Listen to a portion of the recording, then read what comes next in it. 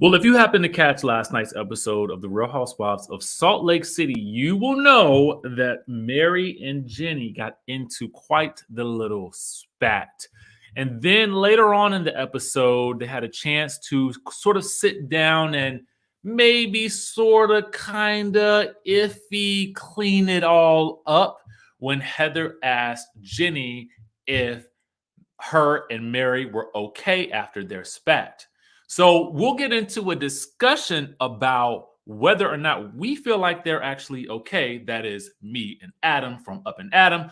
But Jenny says this: to be clear, I was not swearing at Mary. She says, when Heather asked me what happened, I gave her an explanation since I was responding to Heather. Is it respectful to look at Heather and not Mary? No, she says it is Is it respectful to look at Heather and not Mary? Like I said to Mary, we're good. So the first thing that she says is she was not swearing at Mary.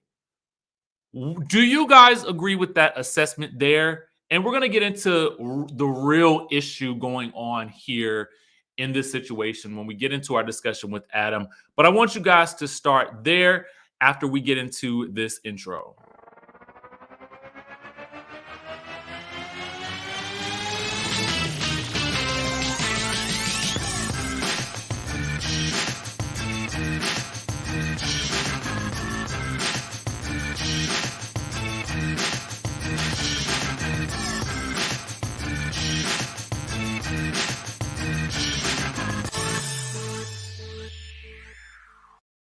What's up, Skye Squad? We are back in the building, and we are joined by none other than Adam from Up and Adam. Hey. Adam, how, I'm not even going to waste any time. If you are in the chatterization, go ahead and drop your location down there because, we're a little nosy over here. I want to know where you're watching from. Also, Adam, we're going to dive into our rating of last night's episode, and we're going to get straight into it today. On a scale of 1 to 10, for those of you guys who don't know, that's how we rate the episode. What would you give last night's episode? It is called Slippery Slope. We're on episode 7. A 5. I didn't even hesitate. A 5. 5. I have 2 hands, 10 fingers, but I'm giving it a 5. Yeah, I'm going to give it a 6. I mean, it's not much better, to be very honest with you. I just feel, and Gwendolyn, you're going to have to explain to us how you gave it a 9. And you know what? I'm willing to concede that maybe I blinked and maybe something popped on the screen that I didn't happen to see. But last night, it didn't give me as much as I felt like it needed to give. I agree with that. I just think that, again, we are 7 episodes into the season and not hide nor hair of this Jen Shah scandal, which was so overly hyped at the beginning of the season. And I just kind of feel like it's been a little bit of a letdown. I mean, clearly they had a lot of footage before that incident went down, which could be good if it was actually good. I'm so curious because I spent my whole Saturday binge watching some old seasons of Ladies of London and Beverly Hills, Atlanta. And I didn't realize, I guess we've just kind of evolved with the franchises, but I didn't realize they used to be 21 to 24 episodes. Now Potomac is ending with 17 episodes, I believe. And it makes me wonder if this is episode 7 of Salt Lake City. It's a newer franchise. And we're on episode 7, which we know the preview for next week is episode 8. We hear about Vail, Colorado, and we saw nothing about Jen Shah, which means we're not getting that until episode 9. How many episodes of the season are we actually getting? I was never good at math, but, That's a good question, to be very honest with you. I feel like we're on episode 7 and we should be on episode 3. I feel like there's so much that could have and probably should have been cut. And I get that I don't know what it was. Maybe something has gone wrong with the filming process to me because it's not even living up to what season 1 was. And I felt like season 1 was exciting for this show. Right. Well, we had a lot of Jen Shah outbursts in season 1. And this season, we're seeing kind of Jenny Wynn and Mary Cosby and Lisa Barlow and Whitney Rose. We're seeing them have the different altercations. But no, having a more calm Jen Shah, it's like watching relentless Lisa Rinna this season, not being relentless Rinna. Like, we need that personality, that character that you sold to us in the first place, that production agreed, okay, this is an ensemble cast. This is where you fit in. You're going to be the villain. We need you to live up to that hype. Don't give us a one season wonder version of it. And then the next season, we don't get it, because now we're like, the heck is going on? Yeah. It reminds me, I mean, it makes me think about last season in Potomac, and it was the complete opposite. At the beginning of the season, we knew that the altercation was coming and we wanted to see how it went down, but they did keep us amused with a lot of hijinks, great editing, and other things that were going on before that actually popped off. Similar to this season, we knew there was a whole Wendy and Giselle, face off, but I felt like they kept us amused up until that point. So right. I just feel like maybe Salt Lake City is kind of failing to deliver on that promise for some reason, and I don't know why. I can't quite ascertain what it is.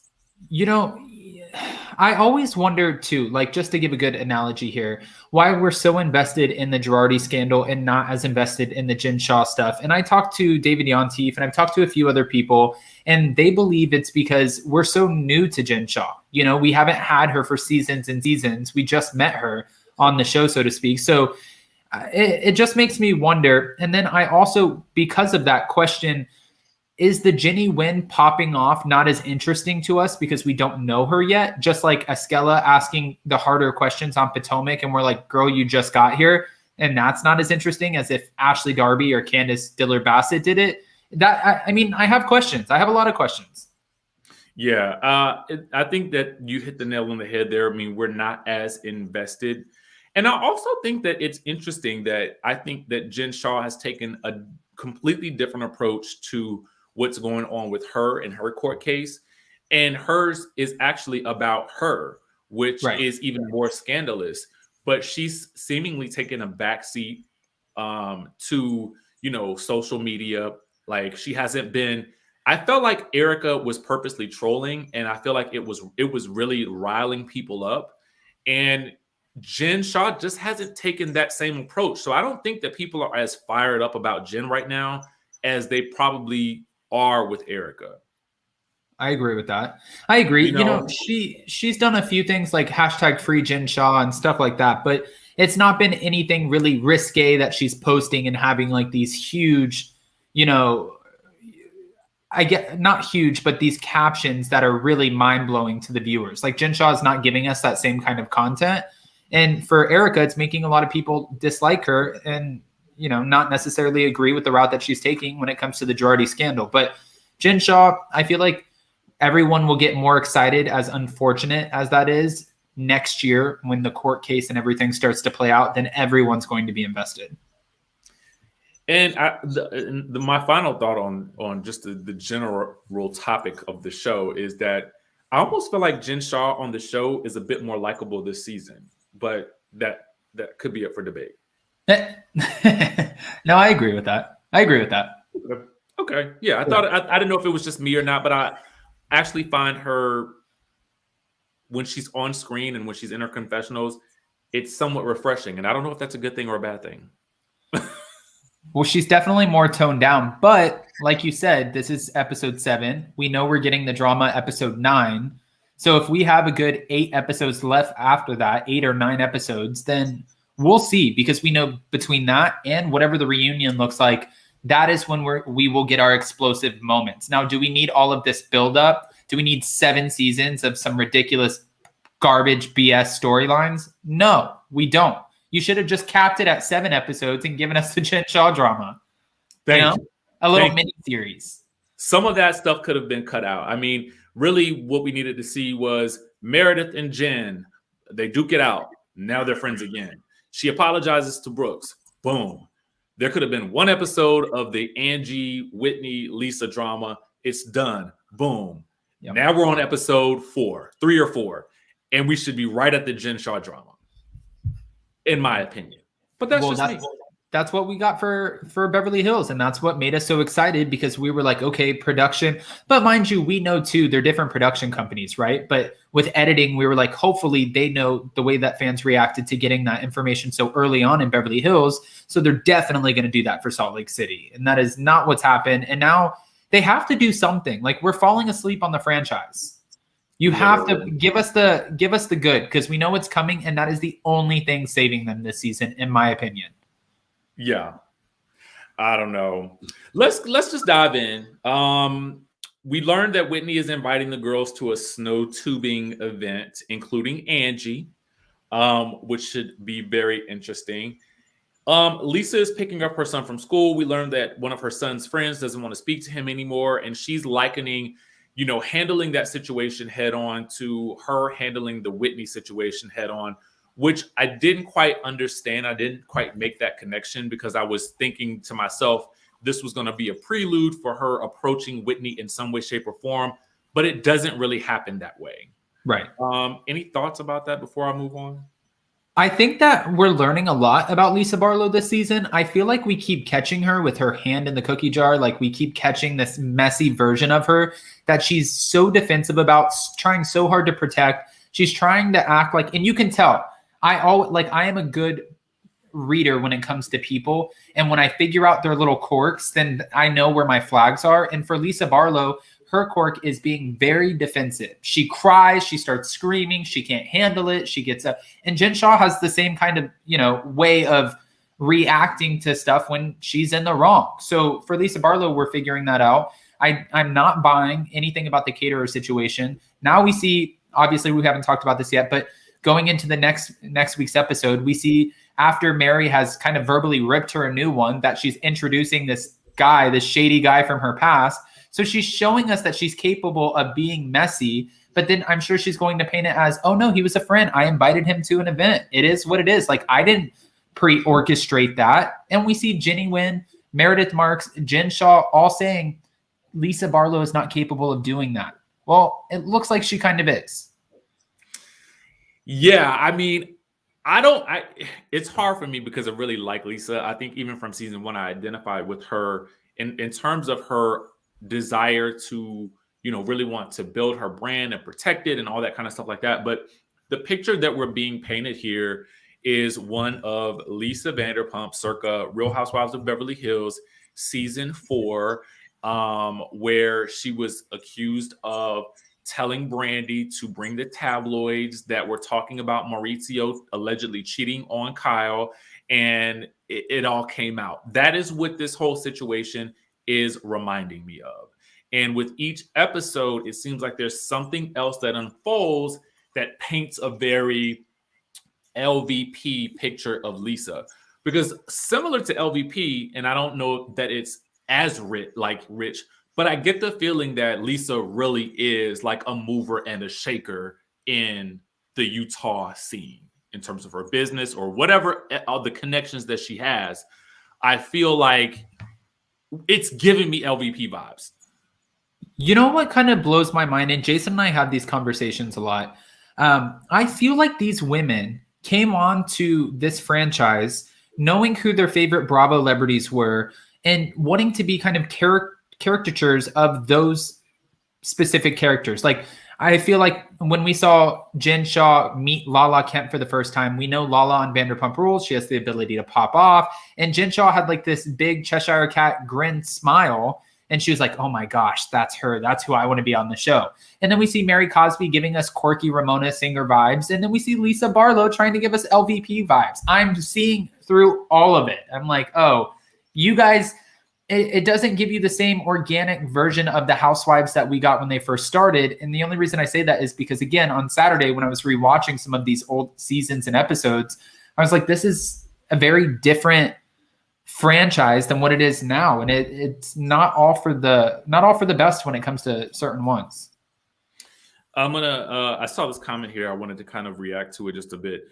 D says it's interesting how people enjoy the drama ricocheting from one person to the next at the reasonably shady party on Real Housewives of Potomac, but the drama starting with Mary and Lisa and moving to Mary and Jen is a bore now. No, the episode was a bore overall. Okay, so let's clear that up. And then the reasonably shady party was different in the fact that it was funny. I mean, there was so much comedy all wrapped up into one little, event that it was mind-blowing. And the editing. Really mind-blowing. Yeah, the editing. There was nothing really mind-blowing about Jenny versus Mary. It was not boring. That was the saving grace of the episode, to be clear, to me. That's why he gave it a 6 and not a 5. That part. I'll defend you. I'll defend you on this one. Thank you. So we get a scene with Jenny and Dewey meeting for dinner over oysters and dirty martinis. She's still mad at him, but she cannot resist going to get some oysters. And Jenny, for that, I applaud you. Yes. I'm here with you on that one.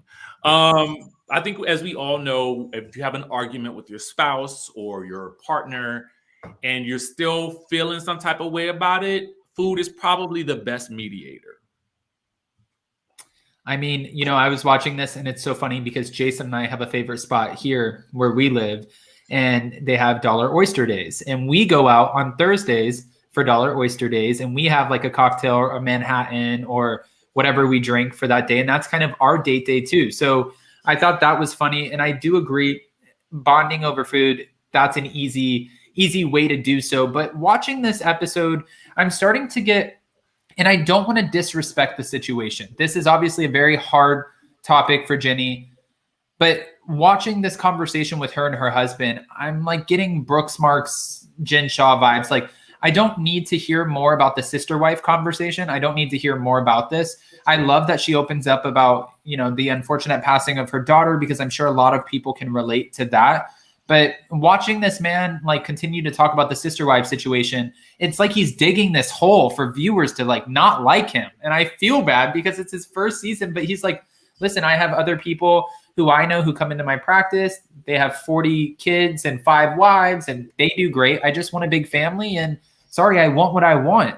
And she's like, no, take your ASS and go see a therapist because something's off. Go on. You know what I was thinking? I was like, and again, I don't want to disrespect the situation either, because I think that the underlying issue, at least that she believes, is that a lot of this is resulting from the loss of their daughter. Right. But on the flip side, the incessant insistence on having another child because he feels like it will fill a void, and he literally says that. He says it will fulfill a void for him. And when she tells him that he needs that he should go to therapy for it, he then says, well, there's nothing wrong with me. Actually, there is. You just said you have a void that needs to be filled, and you think that a child is going to fill that, but you already have 3. So my other issue is, and this is like huge red flags, girl, if he is this insistent on wanting this sister wife situation, and you're having to ask him, what did she ask him? She asked him a specific question. She asked him, they talked about whether or not it was against the law. Apparently it's not against the law in where they are in Utah. And basically she wants to know why he feels like it would be okay for her to have to share him. And the moment that question left her mouth, I said, girl, you need to run. You need to run fast, because this man is already mentally in a situation where he has other women. Yeah. No, Jason and I talked about this. Like, it almost feels like a sort of pass. So now she's left with only half of you, right? Because you're giving the other half of your time to this sister wife. And is this like, it's almost like, is this a gateway kind of situation for you where you get one, now eventually you're going to entertain the idea of having 2 sister wives, and then this is polygamy, right? So when he's talking about it, I feel for Jenny because she is the one who gets screwed in this whole situation. He gets to have more kids. He now has this kind of spark in his marriage where he gets pretty much a hall pass to be with this totally other person. Mm-hmm. She helps him who it is, or 5. Right. And then she's left with you half the time raising the 3 kids that you already have. It's almost like at that point, just be in an open relationship. And if you're not okay with an open relationship, then it's just all wrong. Like you said, and I said last week, Jason knows, do not ever approach me with this kind of situation. This would not go good. I would just be like, pack your and get out. Yeah, because the more he talked about it, he just kept giving specific examples. Yeah, there's someone I know who, apparently has 5 wives and, they have 40 kids. And I was like, who wants that? why? Why? Why do you want to do that? 40 kids? No. I'm like, and I said to myself, I wrote on my notes, I said, girl, you need to run. Because I feel like mentally he's already with some other women. Right. Well, and you don't know what he's doing, behind the scenes. We always learn of housewives and their husbands or themselves like committing infidelity. We don't know what's going on behind the scenes. He could be living a double life. We didn't know that about Tom Girardi. We don't know what's going on with him. And he might actually realize if he is in fact stepping out on his wife. Well, guess what? Just like Randall Emmett got caught on camera in Nashville from Vanderpump Rules, once you enter into this Bravo universe, people start recognizing you and people piece things together. And then unfortunately, like Dorinda Medley said, if you have any skeletons, once you get on reality TV, they will come out. Mm-hmm. Bruce says, Dewey and Jenny, not sure if you spoke on this, but there is a post of a girl claiming to be Jenny's niece, and she spilled all kinds of tea saying that her alleged aunt and uncle storyline is for TV. Yes, we kind of touched on this last week a bit. Jenny has come out and since said that she doesn't know why the niece is speaking on her because she hasn't spoken to them in about 9 years, and that the girl was not even born when she was in college, so she doesn't know what the story is about. So I don't know. Do you have any extra tea on that or anything that you believe with that, Adam? No, honestly, I was privy to all of this information too, but I didn't know where the niece was coming from. And sometimes it gives me red flags when family members come out. It gave me a lot of red flags when a lot of Mary Cosby's family members come out, because sometimes there's jealousy, there's underlying tones that we don't really see. And also people want attention. So for this niece, I didn't know, well, now your aunt's on TV, this TikTok will go viral. Are you wanting attention? Are you trying to what is the end game here? What are you trying to achieve? And I always wonder and question people's motives because you really don't know. I, in general, nowadays don't really listen to a lot of what people say when they kind of come out and somebody's on reality TV and then someone comes out with a story about them. It's like, I don't really care about that. To be very honest with you, I don't, because, it doesn't really make a difference. They're on the screen now. It's not going to change anything, as we've seen time and time again. It never changes anything. The person stays on the show. They continue to do what they do. And then this story becomes a talking point for about 5 seconds, and then we're all over it. So I don't know. I don't spend a lot. I don't tend to. I think at this point now with where I am, I kind of look past those things a little bit because I understand that that's just part of the game. Right. And it's funny that you say that, because when I got reached out to by a lot of Mary Cosby's family members, they were asking me, who do you think this information will get her kicked off the show? Almost like that was what they wanted. And it makes me, I never said anything when I was on the phone talking to them, but it did make me question, oh, is that the goal here? You're trying to completely bury this woman. So you're going to, now do I trust what you have to say? Is there any truth to what you're saying, or are you just bitter because she's on a show, has a major platform, and you don't? Like, a lot of these, it doesn't sit well with me. I don't really like when family members, friends and stuff come out, which is pretty ironic considering I interviewed one of them, but I mean, again, this to me is just kind of one of those things that I've come to the conclusion of over time and kind of seeing how things play out. And this is literally the same thing that happened with Mary, as you stated. And It's happened with other people. We've seen it. So it's hard to prove. That's the other thing.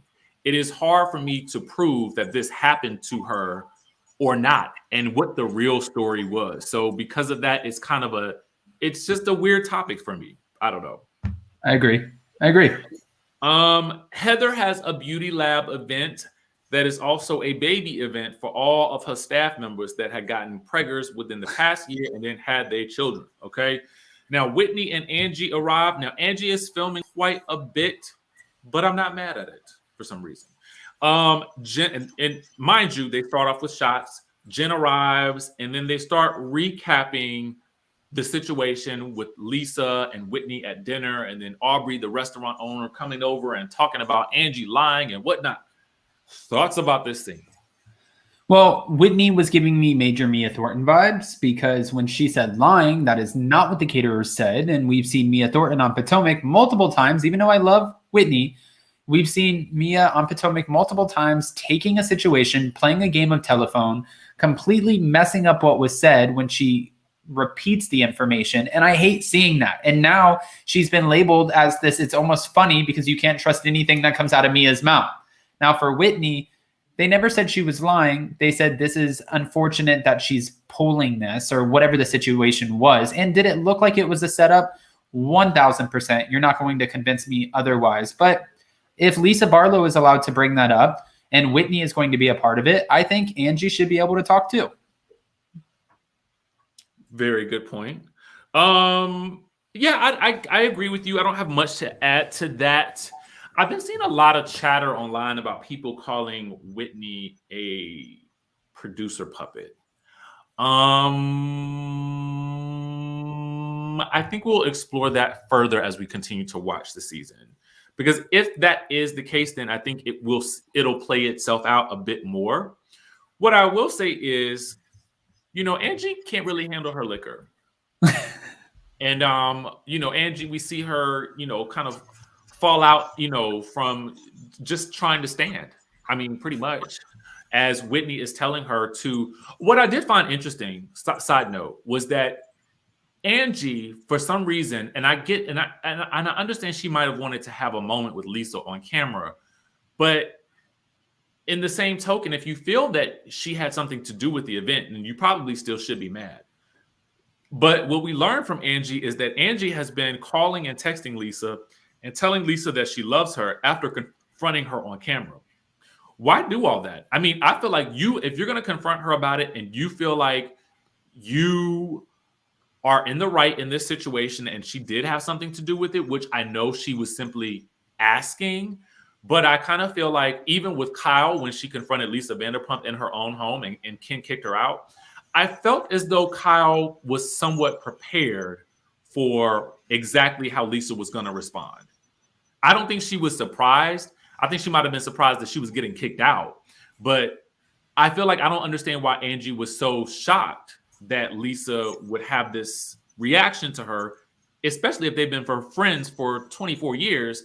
But Heather could see it right off the bat. And she's only known Lisa for, well, according to Lisa, a long time or not a long time, depending on. I mean, with this situation, I try to look at it from like the lens of like me and my friends. If we have a back and forth or a disagreement, if we've been friends for a long time, even though I might disagree with you, I will try to repair that relationship. I just literally did this with a family member yesterday who I haven't seen in 5 years, who helped raise me. And yesterday we had this most awkward sit down. Like, it was so uncomfortable. Even the manager of the restaurant walked over and said, "Is everything okay?" And I was like shaking. And she's like, "If you need to go, do you just want to give me your credit card now?" And I'm like, "No, I'm just going to face this head on." And I can see why Angie wants to still repair the relationship. And she also knows if she wants to be on the show or a part of the show, Lisa was pretty vital in putting this cast together with producers to begin with. It doesn't mean that she has longevity, but she was vital. So she doesn't want to completely bite off that hand. So then my question becomes, and I want you guys to think about this as we proceed, who is the real villain here? Is it Lisa or is it Angie? I'm going with Barlow. Because we're seeing more moments, more contrived moments come from her. Like with the preview for next week, we're seeing moments where you can't continue. Listen, where there's smoke, there's fire. You can't continue to tell us how innocent you are, but then all of a sudden you get caught up in these situations, these sticky situations that look very contrived and pre-produced. We've seen this from other housewives in the past. We know how it goes. And that goes back to why I think that these women saw certain Bravo celebrities and their actions that worked for them that they wanted to emulate. That was a mouthful, but that's how I feel. It was. I mean, it was great, though. No, don't stop on my account. Preach. I'm still watching. Let me say that. I'm still watching. I'm this is something that I feel like is very intricate, and I feel like it's so nuanced that I believe the coming weeks will reveal exactly who it is. Right. And if not, the Salt Lake City reunion will. Absolutely. But we'll continue this discussion. It's the day of the tubing event, and we get we also learned that speaking of Angie being drunk, we also learned that she puked in Heather's bathroom at the event. The day of the tubing event, Mary has organized a limo for the ladies for the 60 minutes ×2 trip up to the mountain. Lisa has literally forgotten about Angie, so much so that the producers fade her out of the scene at one point, which I was like, okay, y'all stepping it up a little bit. I'm shady. I'm cool with that. Yes. Shady. So there's a discussion about whether or not, because Lisa doesn't want her champagne because she feels like she's getting maybe car sick or something like that. So she's passing her champs off to Heather. So then there's a discussion about something that Mary mentioned last season about sparkling beverages or sparkling water or soda or carbonated beverages having an impact on your women's ovaries, i.e. hardening the ovaries. Now, what I do know is I had to Google this myself. So as Lisa states, she says, I'm going to have to Google that. And Mary is like real upset about the fact that for some reason, Lisa needs to Google the things that she says. Okay. And Mary is offended by the way that Lisa talks to her. She also feels like Lisa speaks down to her. And the more it went on, it was like almost like there's more to this issue than just Lisa saying that she had to Google it. There is something that is bothering Mary about the way that Lisa talks to her or speaks to her that Mary is finding offensive. Now, what I found interesting about this was, again, I don't blame Lisa for saying it because I had to Google it too. And there is some truth to what Mary was saying about it having an impact potentially on women's reproductive systems and potentially men's as well. So there is research on the Google to back up her claim. However, Lisa's response did not seem to warrant all that for me. But what I will state is that the same things that Mary was going off about with Lisa were the same sentiments that had been echoed by Whitney and Heather previously. So my thought or my wonder is there something about Lisa and the way she speaks to some of the women? Does it come across to them as though she's talking down to them? Well, for this had to have been a buildup that came from somewhere, because if you just play the scene and you look at the reaction and her just laughing and saying, ha, ha, ha, oh, I have to Google that did not warrant that reaction. So it made me wonder, how we saw on social media that people were connecting the different scenes that were misplaced throughout the season based off of nail polish. And it made me wonder, was this scene actually taped after finding out that Lisa had met up with one of the former members of Mary's congregation? That was one idea. And then the second idea that I had was, well, maybe this is a buildup and we haven't seen some other moments where Lisa Barlow has been very clearly dismissive of some of her other cast members. But did I understand it in this moment? 100% I did not. I didn't get where she was coming from. And she was just popping off for no reason. Now, am I here for a Mary pop-off? Yes. But do I want to understand it and know where it's coming from? Even though we know she's kooky, she comes out with some crazy things sometimes. I still want to understand. Like, even Lisa didn't understand. Nobody understood. And Jen Shaw was just like, oh, not me this time. Bye, guys. Right. Bye. Right. And so as they get off the bus, Lisa confronts Mary, where she goes up to her and she's trying to understand or smooth things over. And, Mary is in one sense not trying to hear it. But then what I didn't like, and like you, I'm here for a Mary pop-off, okay? What I also didn't like, though, was Mary, you can't pop off on someone and then tell them that they're being too sensitive. Right. Because then that comes across like, okay, now you're gaslighting her because you did just pop off on her and it did seem awkward. and she's trying to clear the air with you. Like it's like you said earlier, it's got to make sense. And it's not making no sense to me right now. No. And then, when she came up with, and this is such, obviously, this is a huge topic and it should be a huge topic, the topic of race. When this came up in the conversation, Jen Shah received a lot of backlash last season for playing this card at the reunion, not calling it, not being disrespectful or anything, just saying when she said, I am a woman of color and I feel like you guys don't understand by calling me aggressive. And then Heather at one point had to say, well, I don't know what else you want us to say about your behavior that you're displaying on the show, because sometimes you have the ability to pop off. Well, in this situation, for me, and I could be totally missing something, I did not really understand where this would have been anything like Lisa being disrespectful about the fact that Mary was a woman of color. I didn't see that as part of it.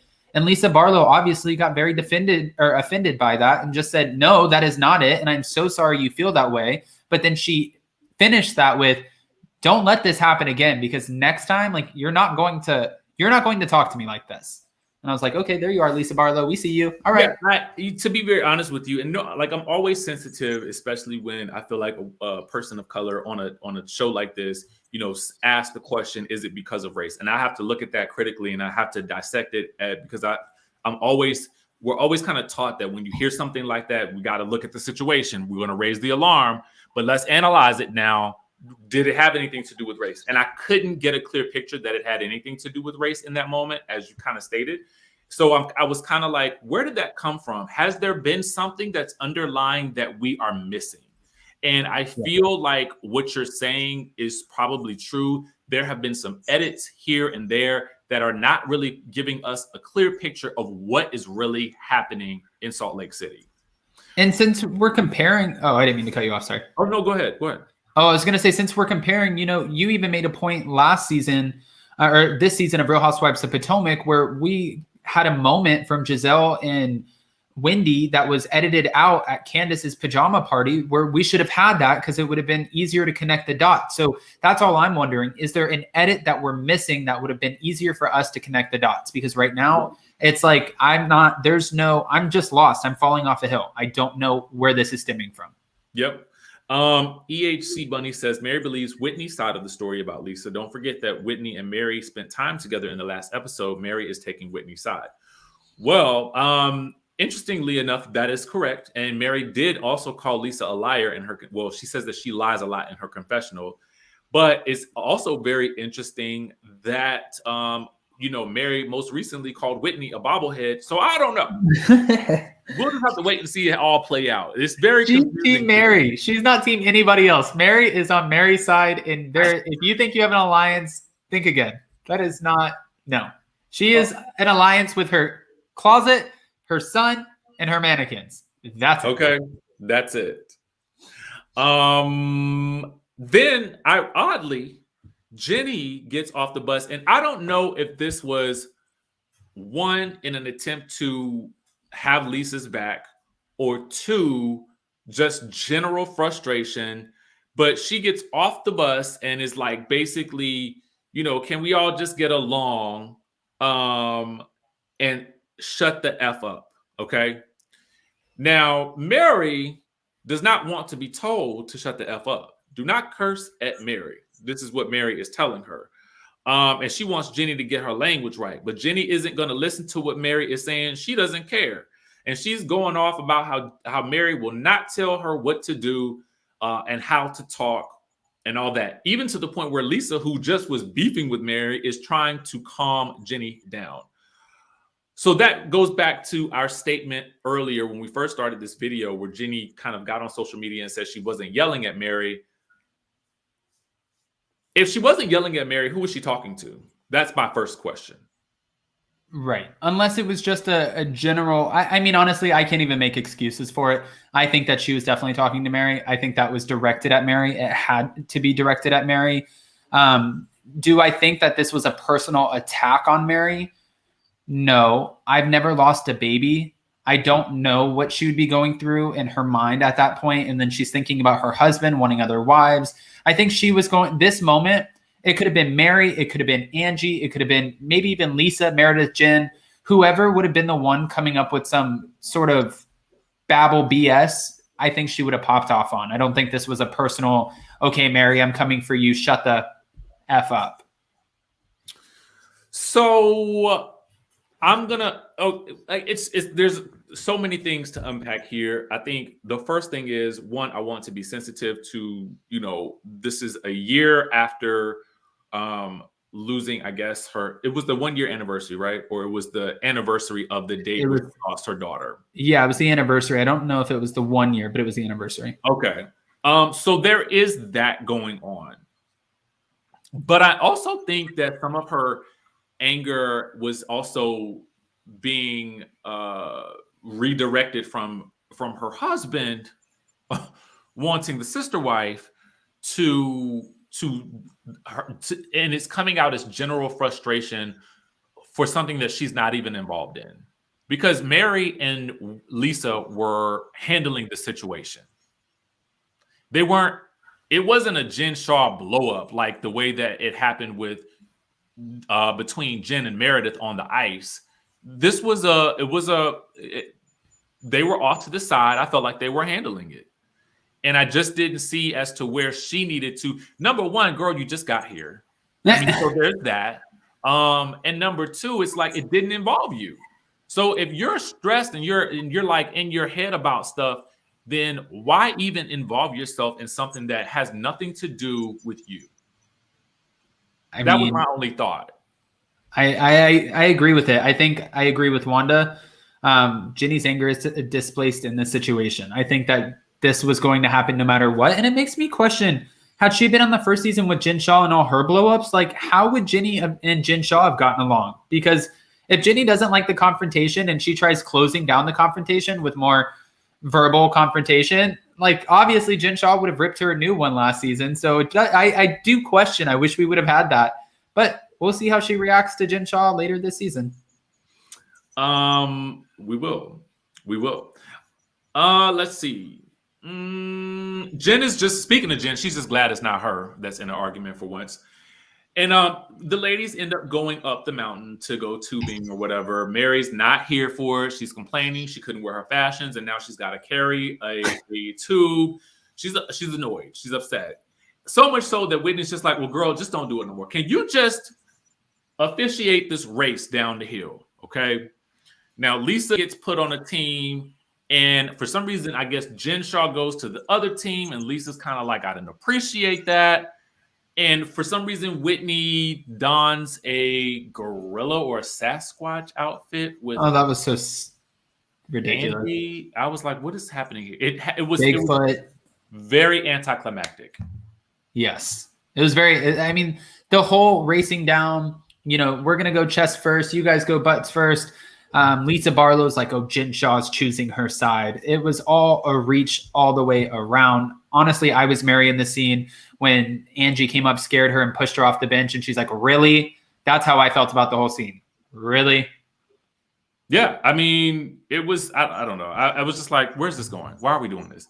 It wasn't even funny. Other thing, I know.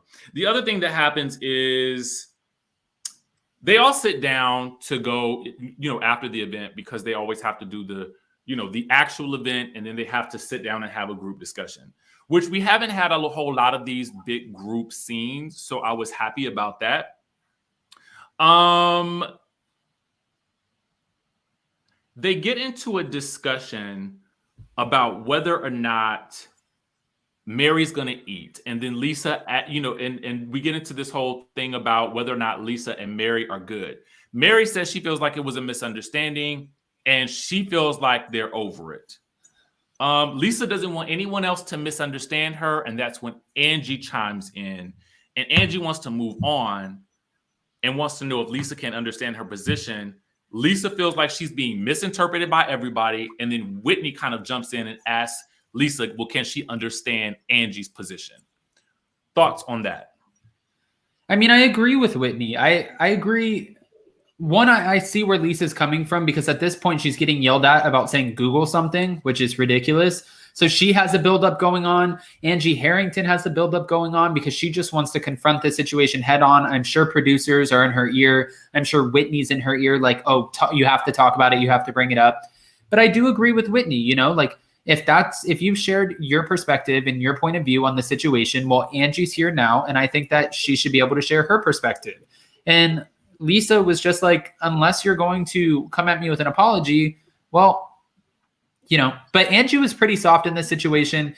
And Mary was kind of acting like a child a little bit. You know, she wanted to sit there almost like like throwing a tantrum. She wanted to sit there and so obviously and noticeably not eat anything with her kind of her arms crossed, like, what's up?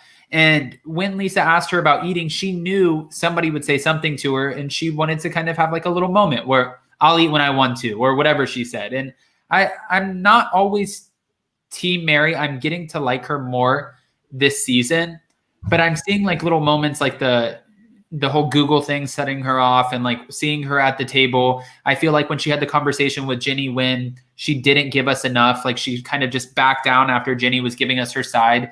And I always call people who attack on, you know, on Twitter or whatever, I call them keyboard warriors. I feel like Mary gives us confessional warrior vibes. Like she's so good at saying and delivering her message in her confessionals, but in that moment, she could have easily of shut this whole thing down with Jenny. She just didn't. She was just very dismissive of it. That was interesting to me. I felt like, well, before I go to Jenny, I want to just talk about Lisa really quick. I mean, she really blew up at Whitney for whatever reason. And I also felt like there was this moment where she had this thing with Angie and she called her little sister, and then they kind of made up. But I'm like, did you guys really make up? Because what we're seeing now on social media would lead me to believe that that's not really worked itself all the way out. Right. Then when Heather asked about whether or not Mary and Jenny are okay, I do agree. You know, Mary was very dismissive of Jenny in this moment. And I don't know if she had just if she was just still mad about it and just didn't want to have any type of discussion about it. But I also felt like for Mary, she felt like Jenny was not addressing her, but she was talking about her. From right. Jenny's perspective, she was talking to Heather. But she was still talking to Heather about Mary, who had also already dismissed the conversation. So it's kind of that moment was a no-win situation for Jenny because Mary had already dismissed her. So why even continue to talk to her? So there was that. But I also thought that it was, in my mind, you can't help but be sensitive to Jenny's story in that moment, because I do feel like their beef wasn't that serious. And I felt like what she was describing outweighed whatever beef they had had earlier. I agree with that. I mean, honestly, when somebody delivers that kind of news of what they're going through in that moment and why they might have told you to shut the F up or wanted to simmer down the situation, when they drop that in your lap, how are you? I get that. How are you going to react other than just being like, okay, it's not that big of a deal, let's squash it? Yeah, I mean, I feel like you kind of have to have a moment where it's like, you've got to be able to let the guard down and say, you know what, obviously she's going through something. And I feel like obviously she was trying to express what she was going through. And that was even difficult in and of itself. So I just felt like, you know what, let's move past it. Right. But we know that they still have some type of beef happening because Mary still don't like her. And we got to figure out why. Okay. Now, again, I'm going to tell you my thoughts about it, and I could definitely be wrong. But I think that what Mary's real issue is, as we'll probably see, and this is just me speculating, is that I think that Jenny is firmly Team Lisa, number one. And I think that because of what's going to happen in next week's episode, and I believe that Jenny will have always Lisa's back, because even Lisa was kind of questioning why Meredith and Jen did not step in to sort of save her or, you know, come to her defense when she was going at it with Angie and Whitney. I feel like now Lisa has a very staunch ally in Jenny, and I feel like Mary is going to kind of lump the two of them in on this same team as it relates to whatever information is about to come out on the show about her and her church. I agree with that. I agree. And honestly, again, I don't think Mary is team anyone. I think Mary is team Mary. So if you're not going in on her, if you're not talking about her, okay, then she'll read you up and down and she'll give you a little slight shade. And if you are coming for her, you are siding with somebody who's coming for her, then she's really going to go in on you. So I don't think anyone is really safe in the situation. Like you said, she went over to Whitney's house and she calls her a bobblehead. You know, it's like, am I wrong? It's like, what? Who? Yeah, no one is safe. Not even Robert Sr. is safe. Nobody, okay? And that's what makes Mary so interesting to me, is because I just feel like she is simply being Mary. Whatever that means. So there we have it with that.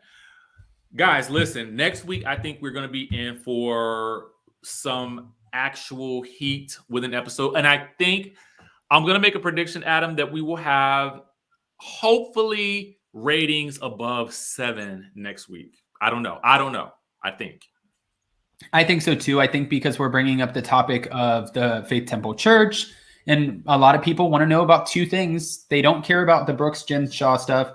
They don't know enough about Jenny to have, you know, been excited about hearing about her story, unfortunately, because we're getting to meet her. So that wasn't what fans were excited about.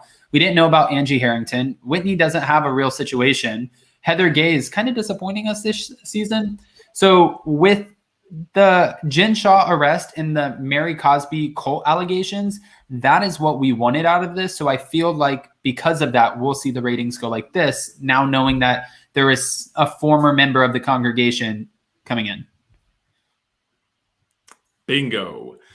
Adam, is there anything that you have that we need to look out for this week? Yeah. So I am doing, so Monday through Friday, I started this thing that I told you guys about last week.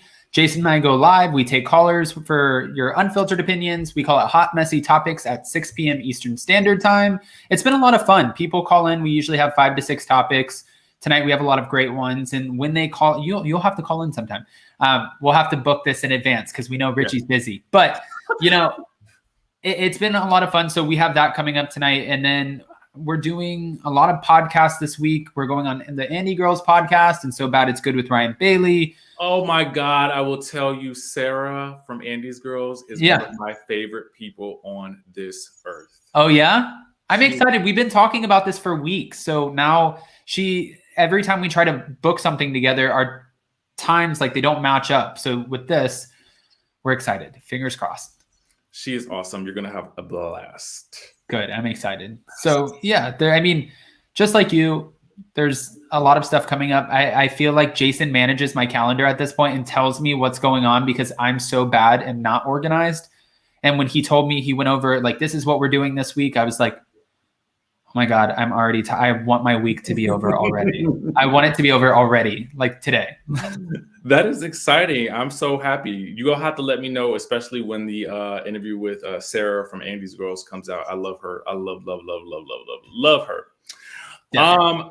Guys, hopefully you will visit us again next Monday at 2 p.m. Eastern Standard Time. We'll be reviewing Salt Lake City episode 8. And again, I think it's going to be a doozy. So you guys will not want to miss that. Adam, can you tell everybody where they can find you? Yeah, so you guys can follow me if you want to on my channel Up and Adam. And then you can follow me on Instagram, thanks to Richie, because I made everything cohesive, on or at Up and Adam Live. And you guys know you can always find me right over here. Jump into the chatterization anytime we do a video. It's usually live. And with that being said, we will catch you guys in the next video.